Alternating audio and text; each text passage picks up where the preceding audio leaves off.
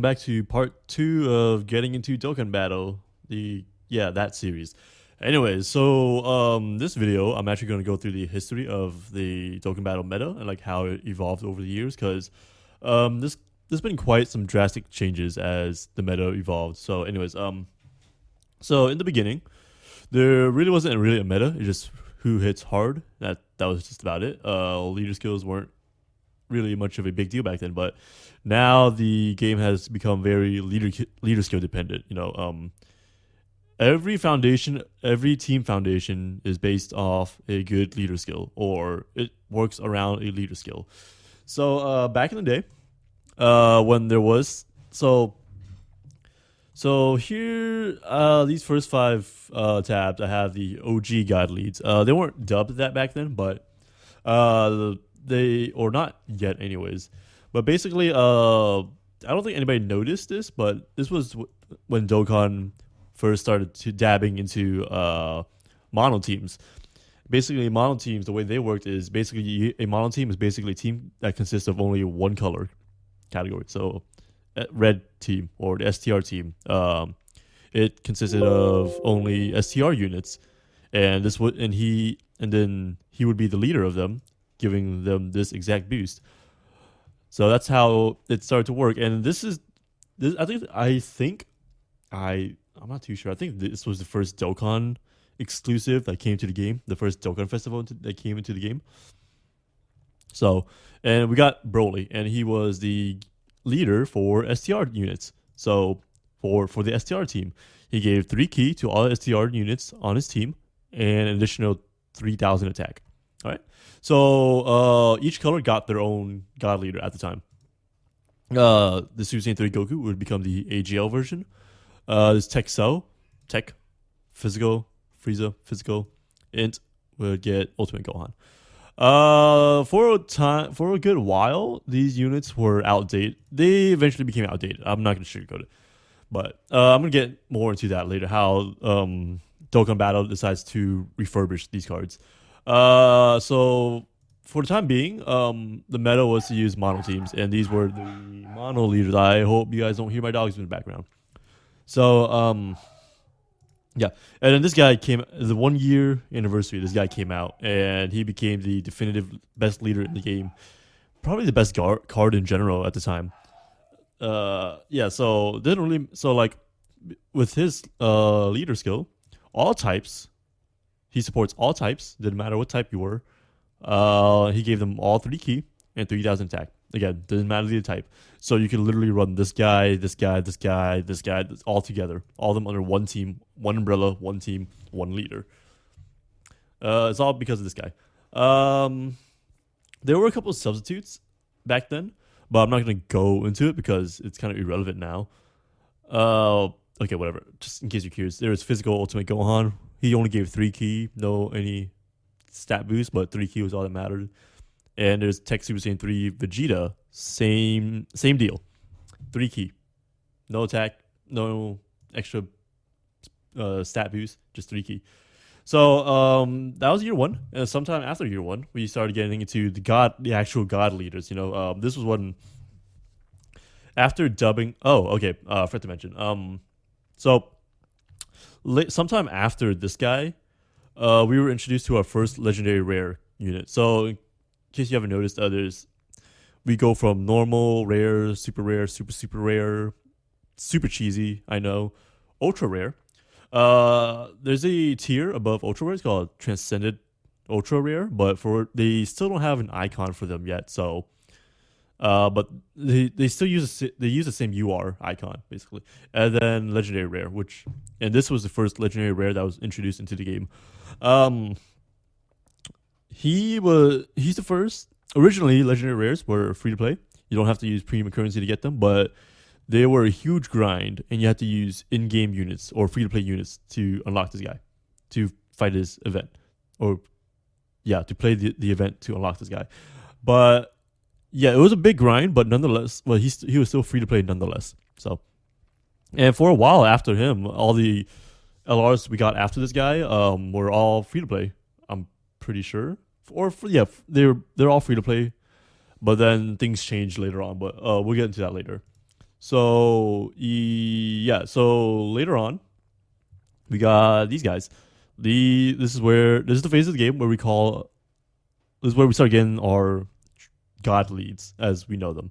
And then because we dub these guys as god leads, we then dub these guys as the OG god leads. So this is the first guy that came out. He came out on global. I mean no JP. They all came out on JP first.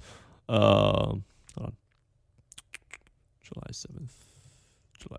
Yeah. So to introduce us to this new era, this new meta in the this new era of the meta, they actually dropped both Super Vegito and these two together. They dropped these two together. I think they were on the same banner. I know on global they were on the same banner, but I'm not sure about JP. I wasn't there for when it happened on JP.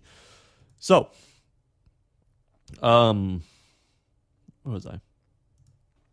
Yeah. So basically, mono teams. There was a new twist on mono teams. Basically, now have a percentage boost, and it boosts all three stats this time.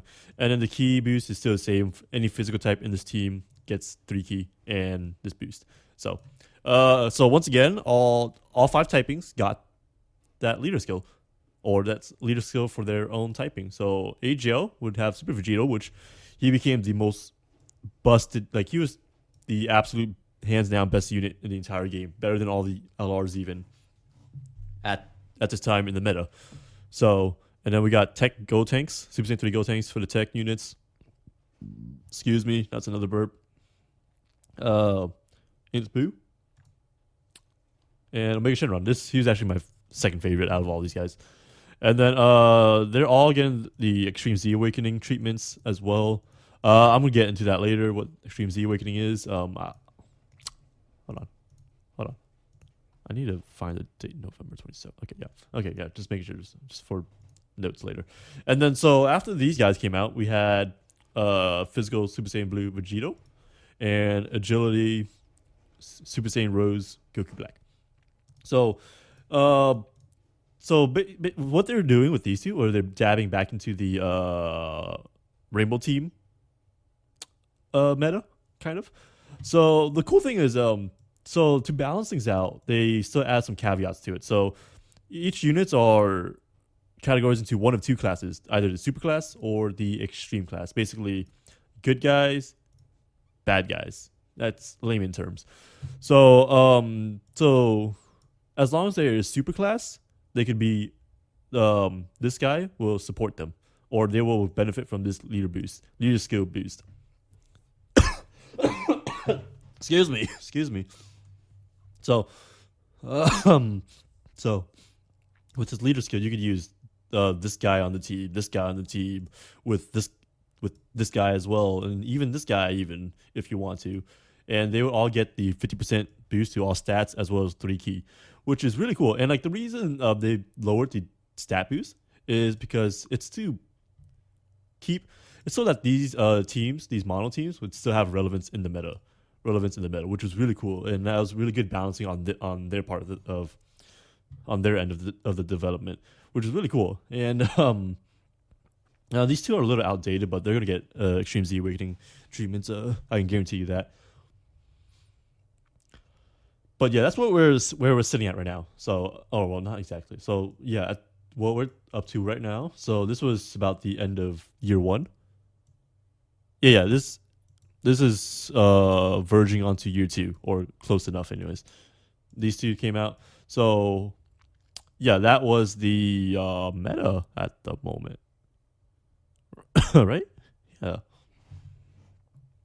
And then there's 2 other units that came out that played in tandem with the Rainbow Team meta. It was I forgot to pull them up again. This is my second time recording this. This is my second time recording this part of the video, or part of the series. So that's what I meant by it again. Is this guy Samas? Oh my gosh, I don't know why I'm.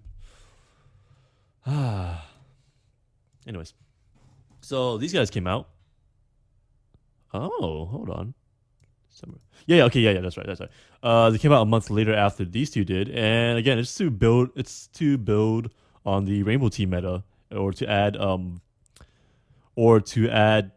more options to the Rainbow Team meta. Basically, so these two, same thing as these guys. They support either superclass or extreme classes. They give 50%, or I mean 70% instead of the 50% stat boost this time, unlike the other two. But like unlike the other two, they only give one key because again, it goes back to balancing so that these guys could still have relevance in the meta. And the really cool thing was when these two came out, it gave another option to leader skills or friend leaders, because during this phase right here, during this era when it's just one color, the way it worked was you have one leader. You have this guy as your leader, and when you take your friend leader, you take the same person, you take the same character. That's how it worked back then. So same case. So if you're running a mono tech team, you want this guy as your leader, and then for your friend leader, you get the same. You also get this guy. So, but as I was saying, so the way this mixed things up was you can have one of him, and then you can have him as the other leader, or you can have one of him, and then have him as a leader, and then you can have this under. You can have another guy, another one of this under your same team. Because the way team building works in this game is that you can't have two characters of the same name, but unless it's your friend leader. So the cool thing was the meta. The best team building back then was you have this as your main leader, and then have this guy in your same team as well. But you get another guy, so you have two of this guy as a friend leader, which was the optimal way to play back then. I think that was like the best team back in the day. And then same with this guy. You get this guy as your leader, or not? Yeah, you get this guy as your leader, and then you get this guy, another one of this in your team, and you get another one as a friend leader. Another one of this as a friend leader. And the cool thing was that they're so self-sufficient. So like in this meta, you've always started off with 6 key when you first get onto the board if you play according to the leader skill. Even though these guys start off with 4 key, you're always still getting super attacks off all the time because of how just the way they link up together and work in tandem with one another based off their links and passive skills. But I'm not gonna get into that. I'll talk more about that in the next video. So yeah, this was the wrap for year 1, leading into year 2. So let's exit out of all these tabs. And let's go into year 2. So year 2 anniversary, 2-year anniversary, we were introduced to another dual Dokkan festival. We have STR Super Saiyan 4 Goku, not Vegeta. Vegeta's over here. This was the other Dokkan Fest unit. And this was when the power creep shot up decently. So we went from 70% stat boost to 120% stat boost. And then we're back to the mono the foundation of building teams off of one color. Except there's an extra there's an extra layer to it this time. They started to have 2 leader skills, right? But you want to prioritize this first leader skill, the one with the bigger boost. But the one with the bigger boost only supported super STR units. So not only did they have to be super type, but they also had to be STR type. So, yeah. So,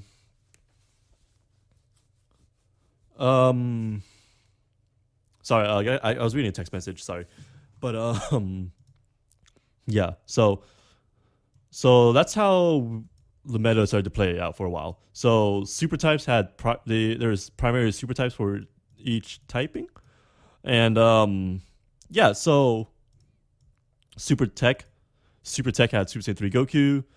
Super intelligence had Super Gogeta. Super physical had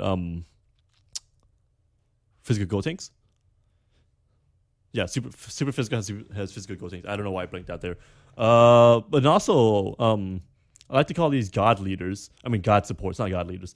God supports. Back then, I don't know why people just call them 40% supports. That was kind of lengthy. But basically, what these 40% for these God supports did was basically you put them under their respective team. So Pan, for instance, each leader got their own God supports. So they didn't come out together, though. I'll just warn you now. Basically, these were the definitive support units to use on each team back in the day. but they're kind of inconvenient to get though. I'm not really gonna go into that because they're on separate banners. That's the best way to summarize it. So, um, yeah, this you could read what it does there. That's why, like back in the day, this was unheard of back in the day. It's kind of it's a little more common nowadays, but back then the standard was 25% to 20 to 25%. That was the standard. So each leader got one, and then the extreme side, the extreme class also got their own. So okay, so yeah. So to the extreme side of things, this cooler came out after these two actually, but yeah. So he was basically the extreme physical leader, and then he gives them 3 key and 120% stat boost, and then so all the extreme got their versions. This dude, Super 17 for the extreme AGL, Super Saiyan 3 Bullet, extreme tech, extreme STR, and then extreme int. So this was the first half of year 2 or so. Yeah, just about the first half. Yeah, that's about right. And then, so then we came to a point. So this is a big turning point in the Dokkan battle history, I guess. So since Global is 6 months younger and JP is 6 months older, there's a discrepancy in content. So usually when JP gets things, Global will be 6 months. Global will get it 6 months later. So 200 million download celebration came around. It happened on both versions of the game at the same time, which is why it was such a big deal. And the way it worked was, so basically what these two, so it was a dual Dokkan festival, right? We had Tech Super Saiyan 4 Gogeta and Physical Omega Shinron. So it was a dual Dokkan festival. What they did was they introduced categories into the game, and basically, so at this point, every unit in the game were put into categories. Each unit, excuse me, oh, disgusting. So each unit had at least one category. Every unit in the game have at least one category, and basically, this new category thing allows us to have category leaders. So if you fall under this category, you get this boost. That's how it works back then. So if you fall under this category, you get this big boost. And this one, they started pushing the power creep a little bit more, up a little more. The 130% leaders were still viable at this time. But basically, this brought back the rainbow team building. This allows us to build rainbow teams again, basically. But without going too crazy, they put more there's creative restrictions to this now, which I think is fantastic. And that's the current leader skill meta we're in right now. We're constantly relying on category leaders now to carry out the meta, essentially. And now we're actually at the point now where we have two category, like each character has, or we now have leaders that leads two categories. Oh, excuse me. They lead two categories now. The one on top of my head is the new Future Gohan that just came out in JP.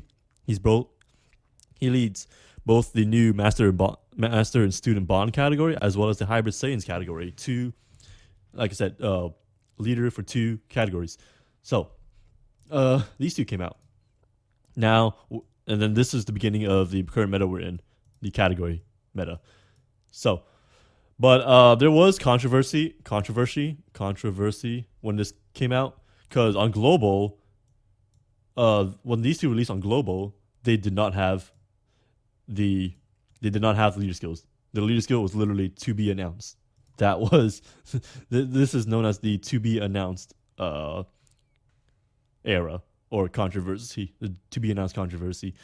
And ooh man, this, so like there was already a rivalry between both versions of the game, and this only escalated even further by by delaying the global sides, or by delaying the global version's categories on the global version, because like this came out before Global finished releasing all these leaders, while in the JP they already had all these leaders. And but since this was a dual celebration on both sides, that's what messed it up. That's what messed it up. I'm not saying that justifies what they did, but I can see why they did that. But um, whether it's healthy for the game or not, it was another conversation. But as I was saying, bottom line, these two introduced the category meta, and that's the current meta we're in right now. The power creep went up since then, though. I will say that. So there's that to keep in mind. So let's tab this out. And so this is year 3. So this is year 3. So year 3, the leader skill meta did not evolve at all. It didn't really change at all. We're still in the category meta, but I think this was actually no, it was year 4. Okay, yeah, I'll get to that later. But these guys did introduce a new mechanic though. It's called the transformation mechanic. So basically, excuse me, I don't know why this is the time of the night where I start getting coughs. Plus, I've been recording 4 of these videos already in one sitting. So basically, these transformation units have conditions that they need to meet. When they meet these conditions, they transform automatically into a different card. So this card right here transformed into Super Vegito, while these cards transformed into Super Gogeta. All right. So that was the Dual Dokkan Festival for the 3-year anniversary.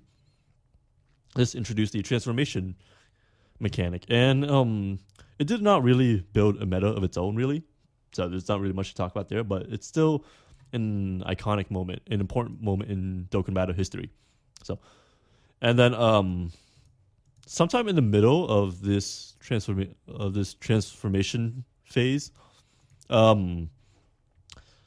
Dokkan events started to hit a lot harder. So like before that, the best defense was was a good offense. Basically, they can't hit you if you one shot them, because when Super Saiyan 4, the STR version of Super Saiyan 4 Goku came out, he was at that point the hardest hitting unit in the game. Period. He was literally one shot in every single event. So which is why like it came to the point where defense didn't really matter, because that guy was killing off your opponent before they could even hit you. So sometimes in the middle of year 3, events started to hit a lot harder, to the point where and they also were tanky enough to not get one shot either. So units that didn't provide sufficient defense, again, middle of year 3, units that didn't provide sufficient defense were starting to fall off, and that's where Super Saiyan 4 Goku started to struggle. The STR one, anyways, and like he's still struggling to this day, really. So, here's a decent list of a small list of units that have the transformation mechanic. So to be clear, just to clear things up as I get into the next part of the video, or for year 4, these transform automatically. Okay, there's some transformations that are like grade 8 transformation, but I'm not going to talk about them. They're not very important, honestly. Where you meet certain conditions, they transform automatically. That's how it works. So year 4. So here we are, year 4. They rehash content. All right, they rehash content. Let's be real here. But it's not a bad thing entirely, though. It's not entirely a bad thing. So here's how it works. Okay, so there's Goku, and Vegeta, Super Saiyan 4 again. Except this time the typing are inverted. So they continue on with the category trend, but they also they had the previous color typing. So what I mean is this guy is the leader for Super AGL now. And then this guy's the leader for Super STR now. Same stat increase, same boost, same leader skill boost as the guys before. So why these guys were important is not only that they were that they solidified the anniversary trends, that we're getting LRs for our anniversaries now, but they introduced us to active skills. Basically, active skills are kind of they share same principles as the transformation mechanic does. That to use the active skills, you need to meet a certain condition.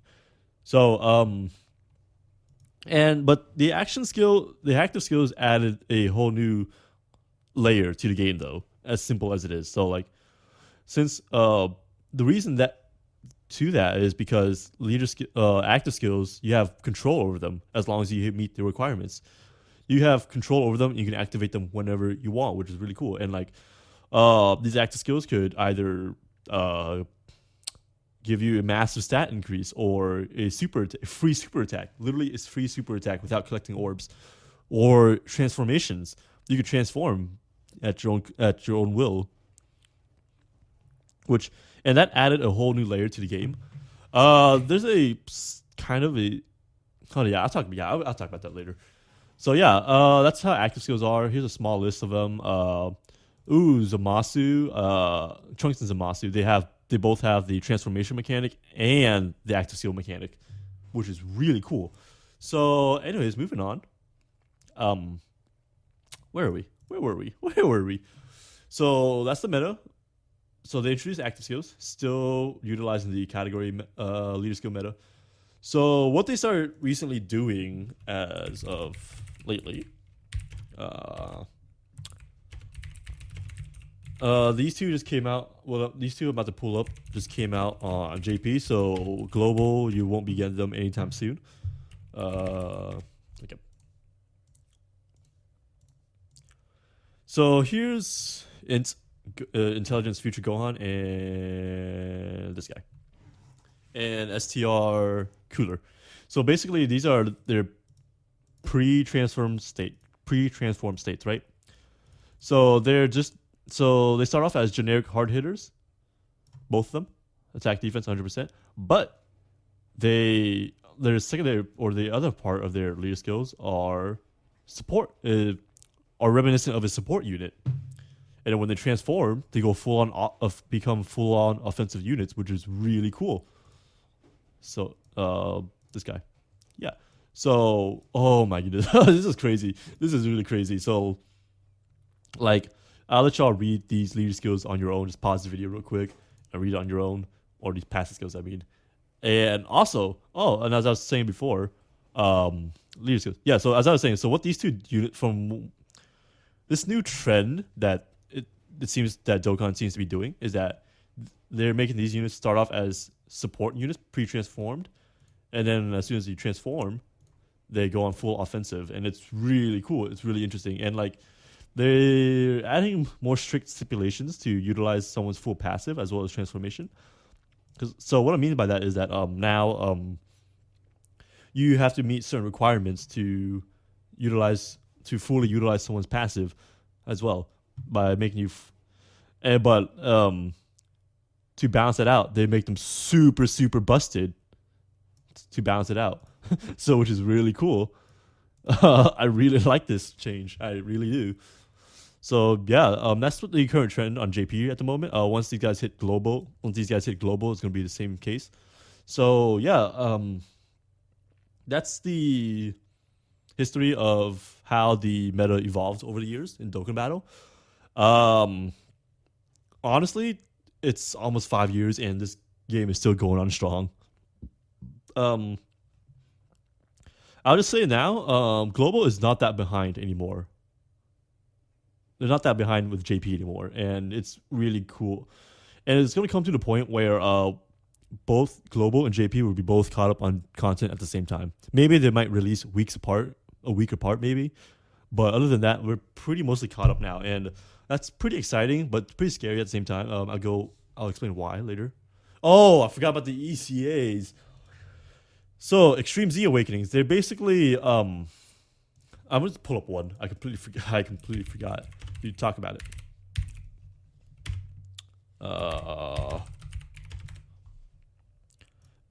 Just because this guy was the first one to get it.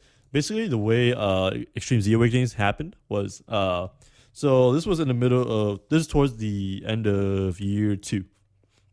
Yeah, that's towards the end of year 2. Basically, what it was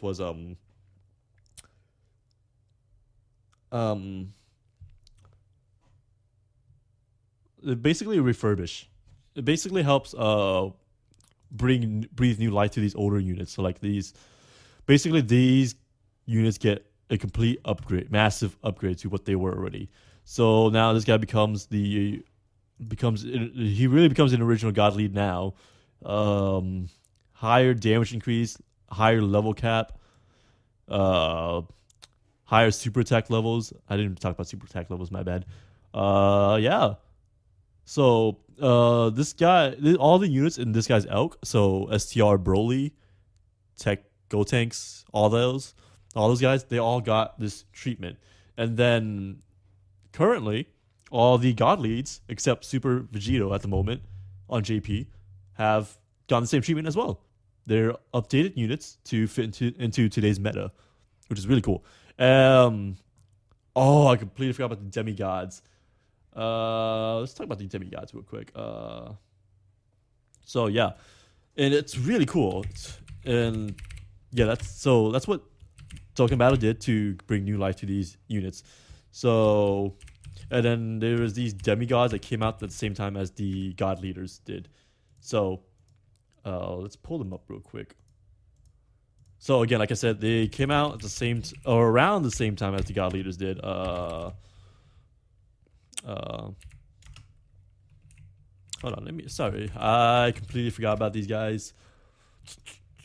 Man, how long have we been talking? Oh, it feels like quite a while.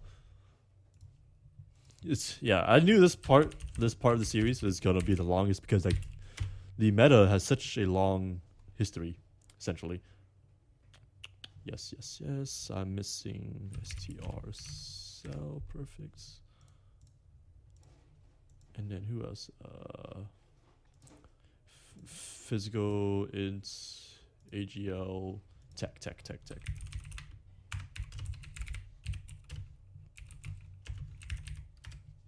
Yeah. Yeah, so these guys came out in tandem with the original God Leaders.